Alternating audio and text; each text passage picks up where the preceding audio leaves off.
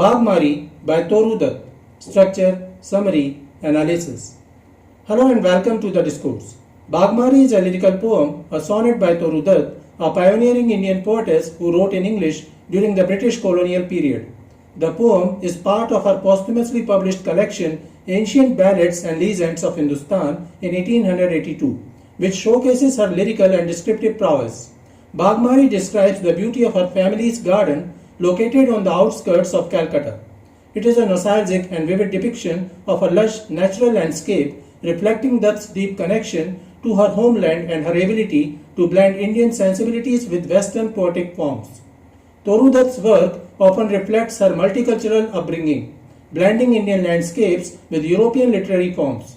Baugmaree stands out as a fine example of her ability to evoke nostalgia, natural beauty, and a sense of fleeting time through carefully crafted verse.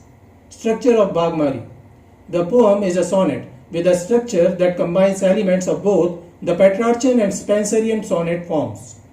It features a distinctive rhyme scheme ABBA, ABBA, CD, CD, EE, and meter, iambic pentameter, that contribute to its lyrical quality. The poem consists of 14 lines, beginning with an octave, following the Petrarchan pattern of ABBA, ABBA. The sestet, final 6 lines, deviates from the traditional sonnet form, with a rhyme scheme of CD, CD, EE, a variation from the Spenserian or Shakespearean sonnet. After the octave, the volta or turn appears in line 10, where the speaker then directs the reader's attention to the prettiest of the garden's plants, the bamboos to the eastward. Dutt employs rich visual imagery, comparing the garden's foliage to a sea to convey its vastness and movement. Personification breathes life into nature, making the garden feel alive and dynamic. Simile and metaphor deepen the sensory experience, while enjambment, lines flowing into one another without punctuation, mimics the natural, unrestrained growth of the garden itself. Summary of Baugmaree, the octave, lines 1 to 8. A sea of foliage girdles our garden round, but not a sea of dull, unvaried green. Sharp contrasts of all colors here are seen, the light green, graceful tamarinds abound. Amid the mango clumps of green profound, and palm arise like pillars grey between. And over the quiet pools, the simals lean, red, and startling like a trumpet's sound. The opening lines of Baugmaree depict a lush, vibrant garden teeming with diverse foliage. The poet describes the scene as a sea of foliage, but unlike a monotonous green ocean, this garden is alive with sharp contrasts of colors. Graceful light green tamarind trees stand out against the deep green of mango groves, while grey palm trees rise like pillars. The most striking image is that of simul, silk cotton trees, leaning over quiet pools. Their vivid red flowers so intense that they are compared to startling trumpets' sound, disrupting the garden's serenity with their bold hue. The garden is compared to an ocean, metaphor, emphasizing its vastness and fluid, wave-like movement. The garden is both tranquil and dynamic, creating a tension between calm and intensity. The mention of tamarinds, mangoes, and simuls roots the poem in an Indian landscape, blending tropical imagery with European poetic form. The palms are likened to architectural pillars, simile, suggesting strength and elegance. The red simul flowers, compared to a trumpet, simile, may symbolize passion, warning, or the intrusion of beauty so intense it feels almost disruptive. In the line, the simuls lean, the trees are given human-like posture, personification, adding life to the scene. The octave exemplifies Toru Dutt's skill in merging romantic era poetic techniques with Indian natural imagery. The garden is not just a passive setting, but a dynamic, almost theatrical space where colors clash and nature itself seems to perform. The startling red simul, in particular, acts as a focal point, shifting the tone from serene description to something more dramatic. This interplay of stillness and vibrancy makes the poem a rich sensory experience. The sestet, lines 9 to 14.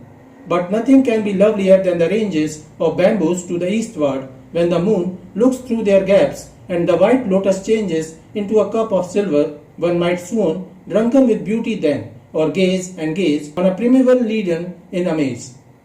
In these lines, Toru Dutt shifts her focus, volta, to the eastern bamboo groves, which she declares to be the loveliest part of the garden, especially under moonlight.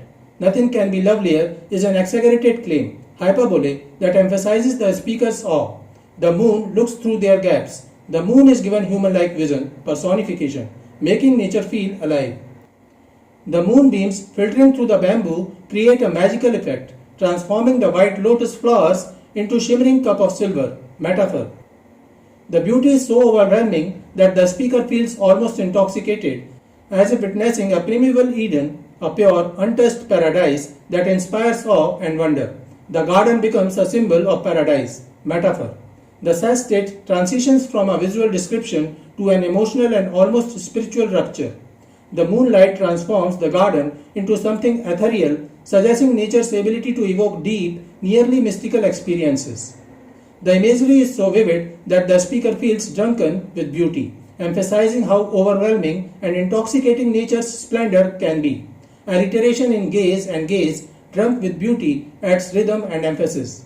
By comparing the scene to a primeval Eden, biblical allusion, that connects the garden to the idea of paradise lost, hinting at purity, innocence, and an unspoiled world untouched by human corruption.